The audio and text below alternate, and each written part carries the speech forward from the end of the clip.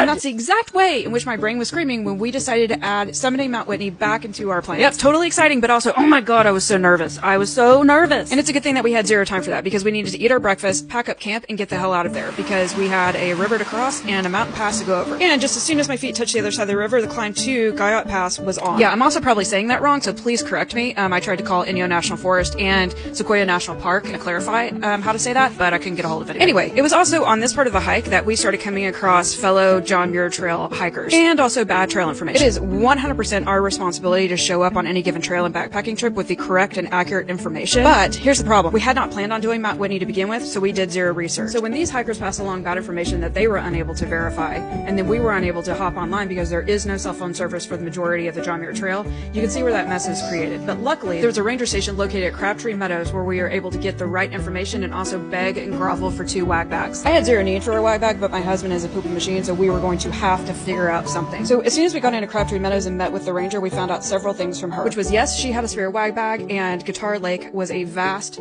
area with plenty of campsites, and we would be good to go. With only 2.7 miles left to set us up for a perfect start the next morning for Mount Whitney, we headed on out to Guitar Lake. The John Muir Trail has been called America's most beautiful hike, and I've got to say that this stretch between Crabtree Meadows and Guitar Lake was absolutely gorgeous. And on top of that, with only 670 feet of elevation gain spread out over 2.7 miles, it felt like an absolute joy, and I felt so lucky to even get to do this. The trail quickly turned from this to this as it finally dropped us into the Guitar Lake area. Established campsites were dotted throughout the terrain. We had no problem finding a good campsite that was off the beaten path and away from the majority of the people that wanted to be closer to the main trail leading up to the top of Mount Whitney. Once we were done setting up camp and eating dinner, it was time to explore. Guitar Lake was absolutely stunning, and some of my most favorite pictures came from our time spent there. As soon as the sun decided to put herself to bed, we did the same, because the next morning, no matter what, we would be summiting Mount Whitney. Wait, is that wildfire smoke?